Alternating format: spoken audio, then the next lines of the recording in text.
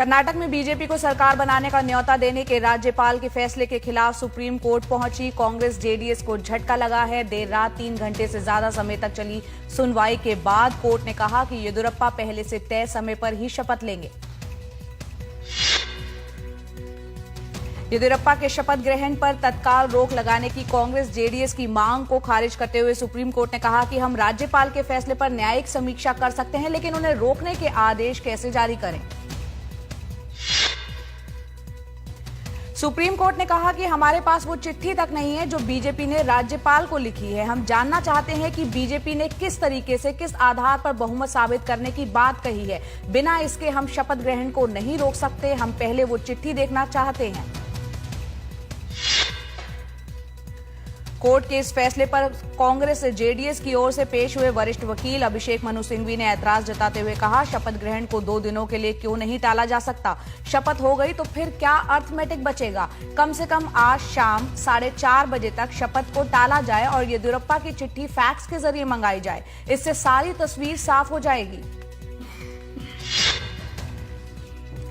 अपनी दलील में सिंघवी ने कहा कि हमारे पास 117 विधायक हैं। राज्यपाल से मुलाकात के बाद कुमारस्वामी ने बहुमत के साथ सरकार बनाने का दावा भी कर दिया था। इसके बावजूद राज्यपाल ने हमें नहीं बुलाया। 104 विधायकों वाली बीजेपी को सरकार बनाने का न्योता दे दिया। इसके कोई कारण भी नहीं बताए। ये येदियुरप्पा और बीजेपी का गेम है।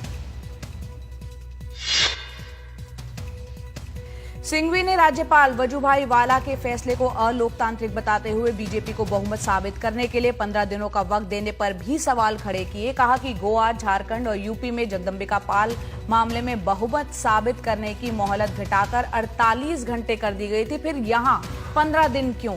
कोर्ट चाहे तो राज्यपाल के सरकारी फैसले में दखल दे सकता है। शपथ ग्रहण रोकने की कांग्रेस जेडीएस की मांग पर बीजेपी की तरफ से मुकुल रोहतगी ने कहा कि कोई शपथ ले ले तो आसमान नहीं टूट पड़ेगा। रोहतगी ने इस मामले पर इतनी जल्द सुनवाई पर भी आपत्ति जताई और कहा कि रात 9 के बाद याचिका आई है और इस वक्त सुनवाई मुझे लगता है कि ये पूरी तरह गलत है। वहीं अटॉर्नी जनरल के वेणुगोपाल ने कहा कि ये सारा मामला आशंकाओं पर आधारित है। सुप्रीम कोर्ट ने अटॉर्नी जनरल से पूछा कि क्या मंत्रिमंडल से पहले विधायकों को शपथ दिलाई जा सकती है, जिसके जवाब में एजी ने कहा कि ऐसी परंपरा नहीं है। पहले सीएम और मंत्रिमंडल ही शपथ लेते हैं। सुप्रीम कोर्ट ने पूछा कि कांग्रेस जेडीएस ने राज्यपाल को 116 विधायकों के हस्ताक्षर की चिट्ठी कैसे भेजी। जवाब में एजी ने कहा कि कई दस्तखत फर्जी हैं। फ्लोर टेस्ट में सब बातें पता चल जाएंगी। कोर्ट ने पूछा कि इसके लिए 15 दिन का वक्त क्यों चाहिए। जवाब में अटॉर्नी जनरल ने कहा कि यहां राज्यपाल का फैसला है, ये कोर्ट इस पर रिव्यू नहीं कर सकता। इससे पहले कल रात को शपथ ग्रहण का न्योता मिलने के बाद येदियुरप्पा के घर की सुरक्षा को बढ़ा दिया गया। अचानक उनके घर के सामने पुलिस तैनात हो गई। रातों रात शपथ ग्रहण की तैयारियां होने लगी।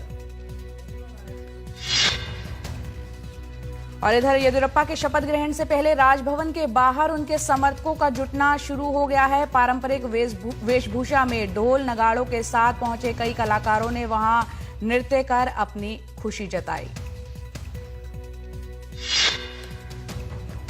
येदियुरप्पा के शपथ ग्रहण में प्रधानमंत्री नरेंद्र मोदी और राष्ट्रीय अध्यक्ष बीजेपी के अमित शाह मौजूद नहीं रहेंगे। बताया जा रहा है कि सब कुछ आखिरी पलों में हुआ, ऐसे में इनका जाना मुश्किल है। तो एक तरफ बीजेपी में शपथ ग्रहण की तैयारी चल रही है, तो दूसरी तरफ यूथ कांग्रेस के कार्यकर्ता दिल्ली में कल विरोध प्रदर्शन करने के लिए सड़कों पर उतरे। जेडीएस भी कर्नाटक में विरोध प्रदर्शन की आज तैयारी कर रही है। यूपी के जालौन में एक तेज रफ्तार ट्रक ने डिवाइडर पर बैठे 8 लोगों को कुचल दिया। 4 की मौके पर ही मौत हो गई। एक ने अस्पताल में दम तोड़ दिया। 3 लोगों का अस्पताल में इलाज चल रहा है। गुजरात के नवसारी में लंगूरों ने आतंक मचा रखा है। चाहे पैदल हो या बाइक से लंगूर हमला कर दे रहे हैं। पिछले 2 महीनों में बंदरों ने 19 लोगों को जख्मी कर दिया है। यहाँ के लोग लंगूरों के खौफ में जी रहे हैं।